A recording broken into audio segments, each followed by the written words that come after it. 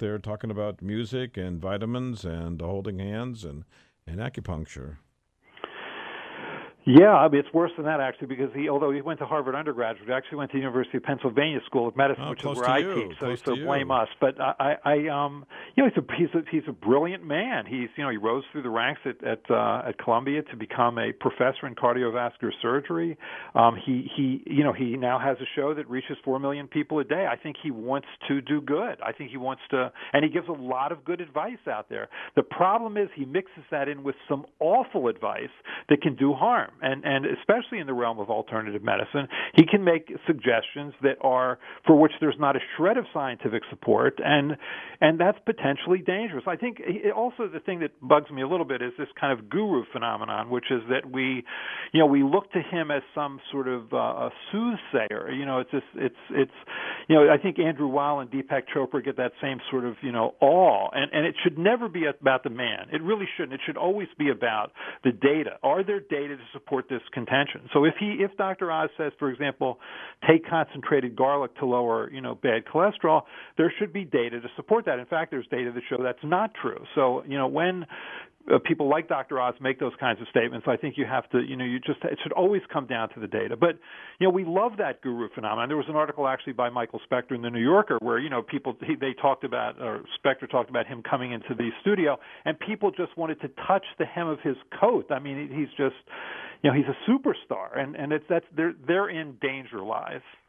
And how does a typical person sort out medical facts from anecdote versus harmful information that may well do them in?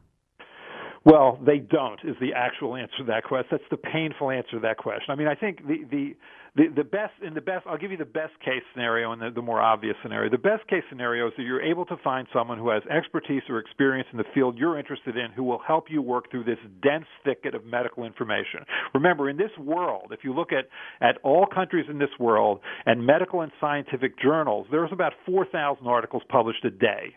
So it's a lot out there, and like anything that's that voluminous, there's a bell-shaped curve. There's some great studies, there's some awful studies, and mostly there are more or less mediocre studies. I think it's very hard for the average consumer to sort through all that. So hopefully you can find someone who helps. My general advice is if you want to find the better websites, the more accurate, up-to-date, scientifically accurate websites, just look at the ones that aren't selling anything. I think that's probably the key to figuring out the good ones from the bad ones. It seems like the main people that you're talking about in this book are selling things, and they're selling a lot of things. Susan Summers and Dr. Oz and a variety of others, Dr. Deepak or whatever his name is. They're selling a lot of stuff, millions and millions of dollars of stuff out there, and people want to spend their money. They want to get better the easy way by taking a pill, I guess. Yes, we do believe in magic, and we want to believe that there is this industry, the alternative medicine industry, that can only help us and can't hurt us. It's all natural. These products are presumed to be made, by elves and old hippies on mountainsides. It doesn't work that way. There's a $34 billion a year industry under no obligation to support its claims or admit its harms because it is free, essentially, of FDA regulation, and the consumer does not benefit from that. Clearly does not benefit from that. You walk into a general nutrition center, and you may be pointed to saw palmetto to shrink your prostate, or you may be pointed to, garlic to lower bad cholesterol, or be pointed to chondroitin sulfate and glucosamine to treat the pain of arthritis, when in fact data shows that none of that is true. Plus, these products can cause harm, and I think, people don't know that because the industry is unregulated, essentially unregulated. Now, there's been scientific studies going on for hundreds of years, and you note in your book. Again, this book is called Do You Believe in Magic by Dr. Paul Offit, who we're speaking to the author. James Lind in 1746 was on Her Majesty's ship Salisbury, and he tried to find a cure for scurvy. And in fact, he conducted a pretty good study and found a cure, right? Yeah, he's really the first to sort of get credit for the prospective controlled study. So he divided these sailors into several groups. To some he gave gummer and other things, and to some he gave citrus, which ultimately contains vitamin C that cured their scurvy. But he looked at it in a controlled, prospective, meaning forward-looking, thoughtful way. And so that opened the door. That means you don't have to trust people like Dr. Oz, or you don't have to trust people like me or you. What you can do is you can do a study to see whether or not claims really are supported by the evidence, and that's what we should insist upon. I think when someone says you should take black cohosh to make your PMS symptoms better, you should be able to say, show me an excellent study done like James Lind did his study, meaning in a prospective control way that shows black cohosh is better than something that looks and tastes like black cohosh but doesn't contain any active ingredients at all. Show me that study, and then I'll know it's true. Now, this vitamin industry you label having $30 billion annual revenue, so they certainly have the deep pockets to do the studies if they want to. They do, yet they choose not to do them because they're under no obligation to do them. And why should they do them? They can market these products as helping to reduce stress and boost energy and without ever having to do the study. So why do them? The thing that bugs me the most, and that surprised me the most in the writing of this book, is that megavitamins are harmful.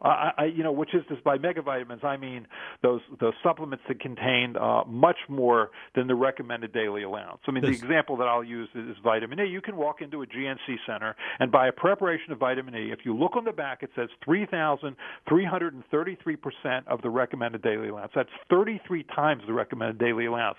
This one capsule of vitamin E, contains 33 times what you would normally ever get during the day. You would have to eat 1,700 almonds, which are a rich source of vitamin E, to get what's in this one little capsule. That is not a natural thing to do. And yet this industry is able to sell itself as all natural and all good. And I think people can't imagine that one could ever have too much of a good thing, but you can. And there are studies, many studies, now more than 20, showing if you take large quantities of vitamin A, vitamin E, beta-carotene, which is an A precursor, or selenium, you increase your risk of cancer, increase your risk of heart disease, and potentially shorten your life. And we don't know that. But most people don't know it, and they don't know it because the industry is essentially unregulated. Now, you're talking about increased death rates of about 20% for people who are taking megavitamins, right? Sometimes it's even higher than that. It is. I mean, honestly, if vitamin E were a regulated product, you would have a black box warning saying that this may increase your risk of prostate cancer. Now, what because about, the data are pretty clear. It's not only cancer, but heart disease too. These vitamins are increasing death rates of the two major killers by substantial double-digit numbers. Right, and I want to make make it clear. I'm talking about megavitamins. I'm not talking about what typically one takes as a multivitamin, which is usually at or about the recommended daily allowance. I'm talking about these supplemental vitamins that contain more than that. But people will routinely pop a vitamin C in their mouth of 1,000 milligrams, which is 8 times the recommended daily allowance. You have to eat 14 oranges at one time to get that. That also is not a natural thing to do. Be careful. Don't fool around with Mother Nature, which is what you're doing when you take these vitamins, make large quantities of them, concentrate them, and then take them in pill form. That is not a natural act. Do Americans need to take a multivitamin every day? I think most don't. I mean, I think really much of what we get in our diet contains what we need. And for those who are concerned that maybe they have diets that aren't allowing for that and think, okay, well, what the heck, I'll just take a multivitamin just to be sure, you're probably much better off, frankly, and can more cheaply get what you need by just paying a little more attention to your diet, making sure it's one rich in fruits and vegetables, and you can get what you. It's easy to find websites. Harvard has a nutritional website that says if you're going to have a 2,000 calorie a day diet or 1,500 or 1,200 calorie a day, here's how you can get the vitamins and minerals that you need. It's not that hard to do it, and you're much better served doing it that way than popping a pill. Have you taken a multivitamin today? No, I don't take multivitamins. I don't touch this. Not after doing the research for this. I have become scared of vitamins. Do you think that they can cause harm even at so-called normal doses? Well, there is one study that does show that. And You but had again, that it in was your one book, study. actually. Right. No, there was a Women's Health Initiative study out of Iowa that did show that. But again, I think in fairness, I think that it was a surprising finding to me, and I think one should always see studies reproduced before you make that statement. That is certainly the case with the megavitamins. Those studies have been reproduced over and over again. That is not a scientific controversy. People don't know it, but it's not a scientific controversy. And the reason people don't know it is that they're more likely to watch a commercial on television or read a banner ad than they are to read a medical journal. Do you think physicians know that megavitamins increase death rate by 20% in heart disease and cancer? No, I don't think physicians typically are trained about this in medical school, and I think they often don't get trained about this after medical school. I think many of them don't know this.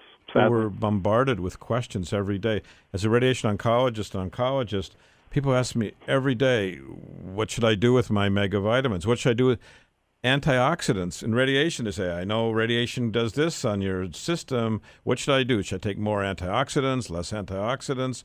And your book actually describes the dangers of antioxidants. Exactly. Antioxidants is sort of right up there with natural and organic as a very good marketing word. I mean, I have a friend of mine, first cousin, who recently was diagnosed with breast cancer, fairly aggressive breast cancer.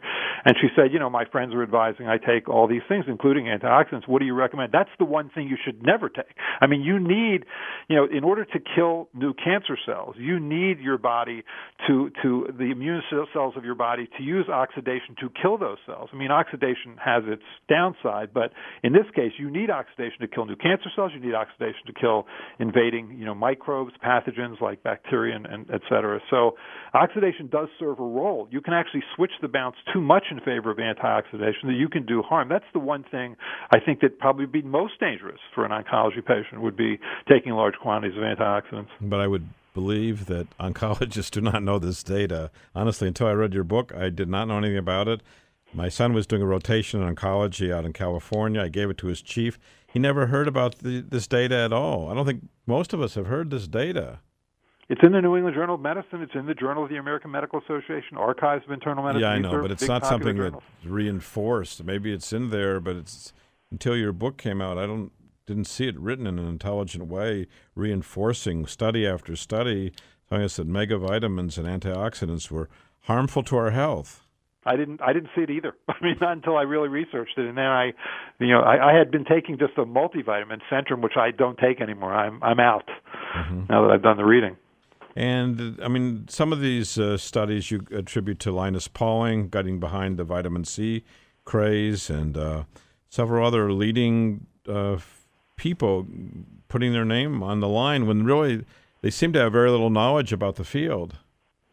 Yeah, he was the most remarkable to me. I mean, here's a man who who won a Nobel Prize in chemistry by the time he was 30. He did work on the secondary structure of proteins that Einstein couldn't understand. Literally, Einstein couldn't understand what he did. He was really, in many ways, the founder of molecular biology and evolutionary biology. He won a second unshared Nobel Prize, Peace Prize, for his work against, the Vietnam War. The only person ever to win two unshared Nobel Prizes. He was a brilliant, thoughtful, rigorous man. But something happened to him in his mid-60s where he came to believe that megavitamins, vitamins taken vastly in excess of the recommended daily allowance, could do everything. I mean, could treat cancer, could treat a variety of diseases. He published books on the subject, and even though study after study showed he was wrong, he refused to believe those studies. I don't know what happened to him. Maybe he suffered the sin of hubris. He had been so right for so long that he, I guess, couldn't imagine that he would ever be wrong, even though in this case he was. You talk a lot about the supplement industry getting this free pass. I mean, those are your words, Chapter 3. The supplement industry gets a free pass. And finally, food and drugs get regulated. Finally, we don't have meat sitting on the floor with cockroaches and rats, and we don't have unknown products in our medicines. But this supplements gets, for, I guess, political reasons, a free pass and can sell anything to anybody. Is that right? Yeah, in the early 1990s, David Kessler, when he was commissioner of the Food and Drug Administration, was worried about what was going on in health food stores. He was worried that people were walking in and getting health advice about supplements for which there was no evidence of either safety or efficacy of those products. And he wanted to reasonably regulate those products so the consumer could know whether or not these claims actually were backed up by the evidence. And the industry at this point was a multi-billion-dollar a year industry. They had a lot of political influence, a lot of media savvy, and not only did they defeat this bill that was introduced by both Kessler and a Democrat from California named Henry Waxman, but they created their own bill called the Dietary Supplement Health and Education Act in 1994, which really neutered the FDA's ability to regulate this. It's so broadly written that it's really hard for the FDA to do anything these days but react. And so that's what they do. They react when something bad happens. Most recently, I don't know if you saw this, this was in last month, there was a company in Connecticut called Purity First, the ironically named Purity First, which made a vitamin C product, a multi-mineral product, and a B-complex vitamin product. And what was happening is that